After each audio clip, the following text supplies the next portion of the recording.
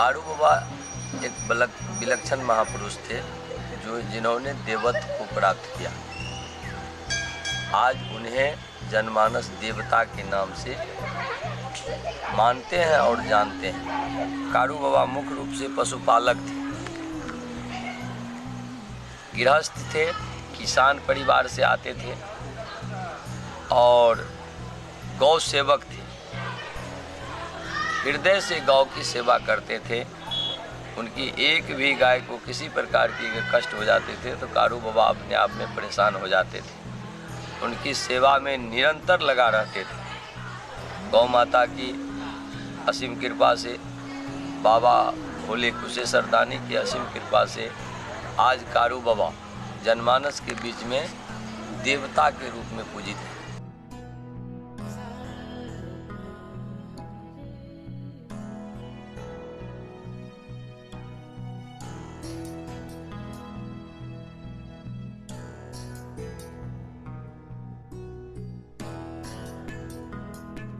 एक बार की घटना है, पलवा बथान से पूजा करने के लिए कारू बाबा कुशेश्वर स्थान गए। पलवा बथान और कुशेश्वर की दूरी बहुत नज़दीक है।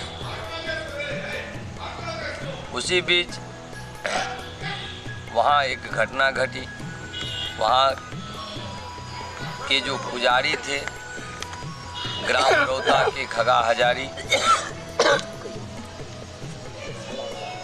उस दिन समय से नहीं आ सके थे। ढेर सारे दर्शन करने वाले कमरथुआ दल, यात्रीगण मंदिर प्रांगण में खड़ा थे। कारू बाबा भी इधर पीछे से गए। सबों को देखा, जो भाई सब आदमी खड़ा है, पूजा अर्चना नहीं हो रही है। तो कारू बाबा ने सभी कमरथुआ से पूछे, आप लोग क्यों खड़े हैं? अपना अपना दूध लेके, जल लेके, दूध का भार लेके, जल का भार लेके। तो लोगों ने कहा, जो अभी तक मंदिर के पुजारी खगा हजारी नहीं आए हैं। यह बात सुनकर कारू बाबा के मन में बड़ा क्षोभ हुआ। जो भाई समय पर पुजारी को आना चाहिए, समय पर पूजा पाठ होना चाहिए। दूर दूर से जो दर्शन के लिए लोग आए हैं, उनको समय से दर्शन हो जाता तो अपना चले जाते। लेकिन ऐसा नहीं हुआ। बड़ा मन में तकलीफ हुआ कारू बाबा। कारू बाबा मंदिर प्रांगण में बैठ गए। सभी दर्शन करने वाले लोगों को बैठा लिए और एक विचार करने लगे। जब एक खगा हजारी बाबा कुशेश्वर के भक्त हैं, उनके आने से ही मंदिर का पट खुलता है, तो आज हम लोग हजारों की संख्या में बाबा कुशेश्वर के भक्त हैं, तो क्यों नहीं हम लोग औधर दानी कुशेश्वर से, बाबा भोले से अपना अर्जी लगाएं और हम लोग की पुकार क्यों नहीं सुनेंगे? हम लोग भी तो श्रद्धा और विश्वास से आए हैं इनकी सेवा में। लोगों को कारू बाबा का बात जच गया। कारू बाबा का जो सभी आदमी खड़े हो जाएं और एक स्वर में बाबा भोले का जयकारा करें। और हमको विश्वास है, जो हम लोगों की पुकार बाबा अवश्य सुनेंगे और पट खुलेंगे। और ऐसा ही हुआ। बाबा कारू ने पहला स्वर दिए, भोले बाबा की जय, कुशेश्वर दानी की जय। इसी के साथ सभी लोगों ने स्वर दे दिए और भोला बाबा का पट अपने आप खुल गए। जब लौटकर कारू बाबा पलवा बथान पर आए तो देखे जो गाय गैवार कोई नहीं। उस दिन कारू बाबा को बथान हटाना था। कल पलवा बथान से गांव आना था। इसकी तैयारी पूर्व में ही हो चुकी थी और शाम में पूर्व संध्या में विचार विमर्श हो चुका था, जो कल हम लोग बाकी कमला नदी में कमला गीता पर माँ कमला को, क्योंकि इनके ही जल से हमारी गाय की काया जुराती थी, हम लोग काया जुराते थे। तो अब जो हम लोग बथान यहाँ से हटा रहे हैं तो माँ कमला को छाकी जनार देंगे, इसलिए सब दूध को भी एकत्रित करके रखे। और कुशेश्वर बाबा का पूजा करने जा रहे थे तो उस समय लछन को कह के गए थे, जो तुम दूध का रखवारी करना, हम पूजा करके आते हैं, फिर प्रसाद बनाएंगे, फिर माँ कमला को नैवेद्य देंगे, तुम कहीं मत जाना, दूध के पास ही रहना। लेकिन हुआ क्या, उसी बीच में और जो गैवार लोग थे और जो साथी लोग थे कारू बाबा के, अपना अपना गाय लेकर चल दिए गांव की ओर, महापुरा की ओर।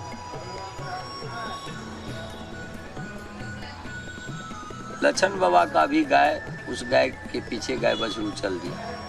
लछन बाबा नादान थे, कारू बाबा के बताए हुए बात पर को उन्होंने विस्मरण हो गया और उसने भी गाय के साथ चल दिए। इधर दूध के पास कोई रहा नहीं, दूध में कौवा लोल मारना शुरू कर दिया, दूध में स्नान करना शुरू कर दिया, जबकि वह दूध माँ कमला के नाम से नौतल था, उसी दूध का छाकी जनार होता। यह बात माँ कमला को बड़ी खराब लगा, बड़ी क्रोध हुआ, जो मेरे नाम से नौता हुआ दूध को आज कौवा पी रहा है, कौवा स्नान कर रहा है। बड़ी क्रोधित हो गई माँ कमला। क्रोध के मारे माँ कमला कारू बाबा के कुल देवी गहिल के पास चली गई। मेरे नाम से नौता हुआ दूध को घाट पर छोड़ के चला गया पूजा करने के लिए कुशेश्वर भोला बाबा का, और मेरे नाम से नौता हुआ दूध को कौवा कुकुर पी लिया, उसमें कौवा स्नान कर लिया, मेरा बहुत बड़ा अपमान किया और बगैर छाकी दिए हुए, जनार दिए हुए, प्रसाद दिए हुए सभी के बार गाय लेके वो चले आए। इसलिए आज हम तुम्हारे भक्त पर अति क्रोधित हैं। जिस तरह मेरे नाम से नौता हुआ दूध में कौवा कुकुर स्नान किया है, उसी तरह आज हम तुम्हारे भक्त कारू के खून से स्नान करेंगे, तभी मेरा दिल शांत होगा। कमला माँ की वचन सुनकर माँ गहिल को बड़ा क्षोभ हुआ, कहा बहन ऐसा मत करो, इस तरह की वाणी मत बोलो, कारू जैसा सेवक हमको दुनिया में कोई नहीं है, उसके लिए तुम अशुभ बात मत बोलो। माँ कमला बोली, हम इस बात को नहीं मान सकते, तुमने वचन दी है, तुम अपना वचन पूरा करो और हम जाते हैं, अपना काम करेंगे और कारू के साथ आज मेरा युद्ध होगा।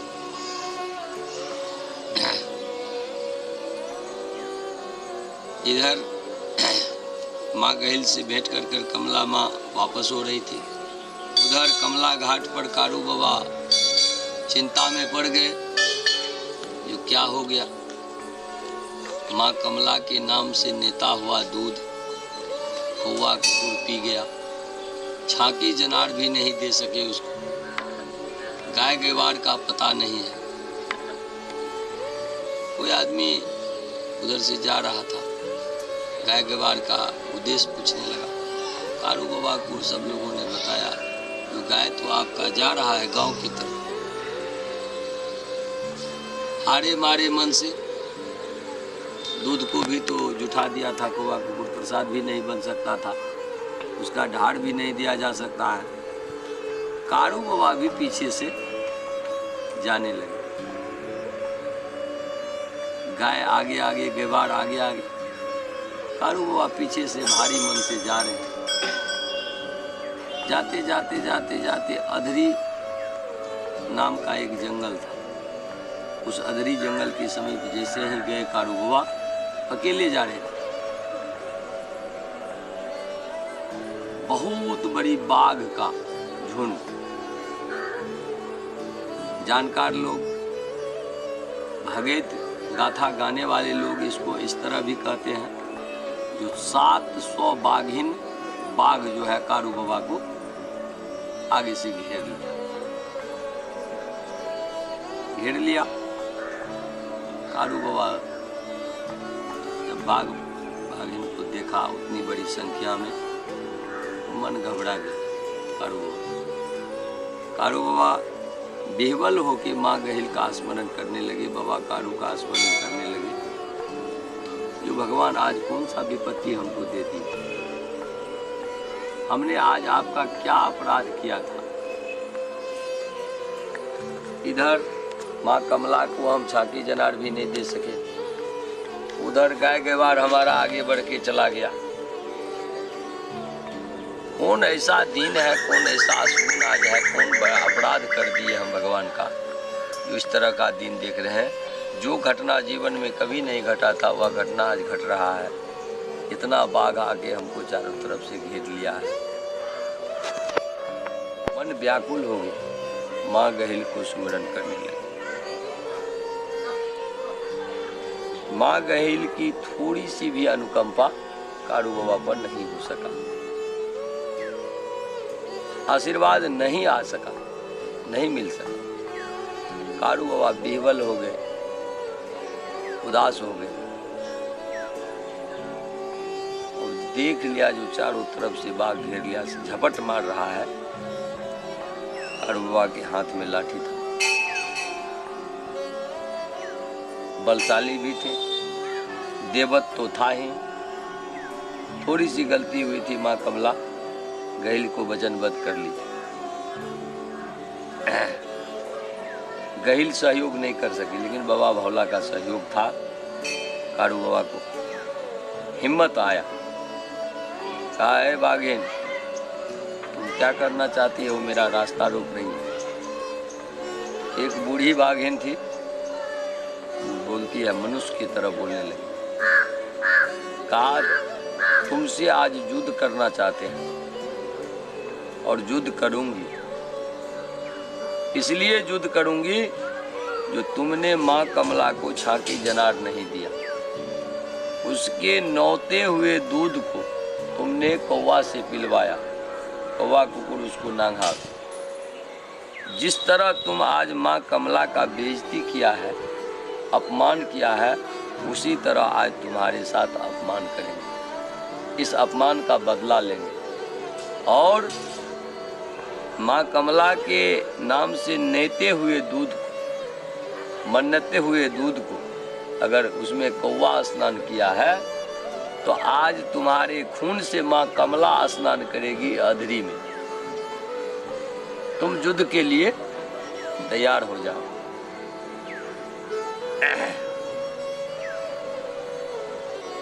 कारू बाबा विस्मित हो गए, अपने आप में थोड़ा देर के लिए अचेत हो।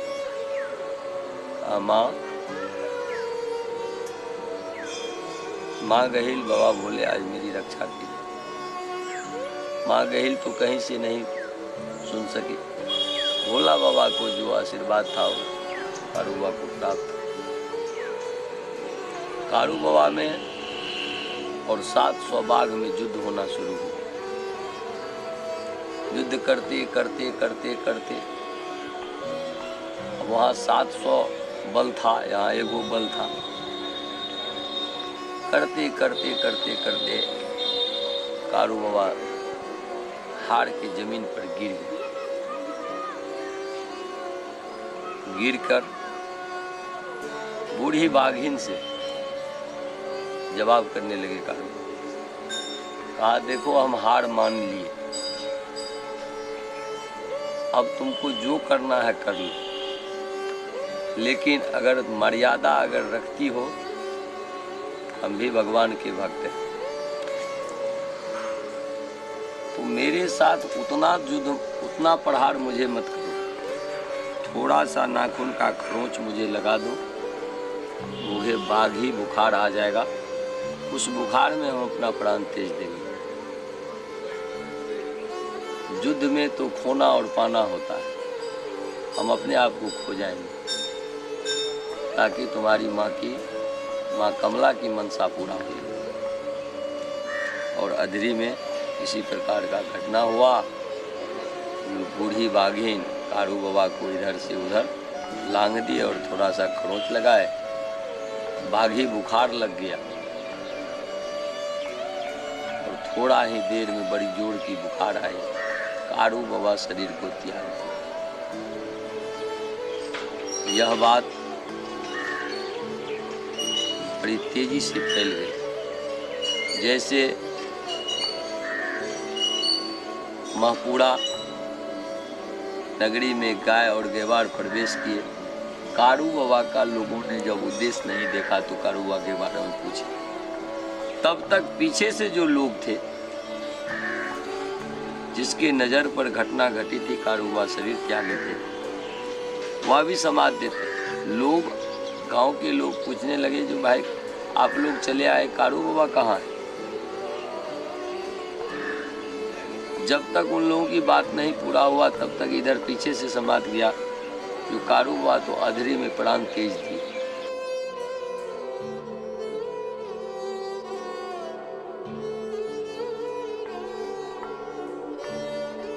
सबों ने आके कारू बाबा के पार्थिव शरीर का दर्शन किए और वैदिक संस्कार के अनुसार उनका दाह संस्कार किया। आज जो महपूरा में मंदिर है वह कारू बाबा की समाधि पर मंदिर है। उनकी समाधि पर बड़ी विराट मंदिर बन रही है और 500-700 साल पहले की यह घटना है। 16वीं शताब्दी की घटना है और उस दिन से आज तक और भविष्य तक कारू बाबा पूजित हैं और पूजित रहेंगे, ये विश्वास है।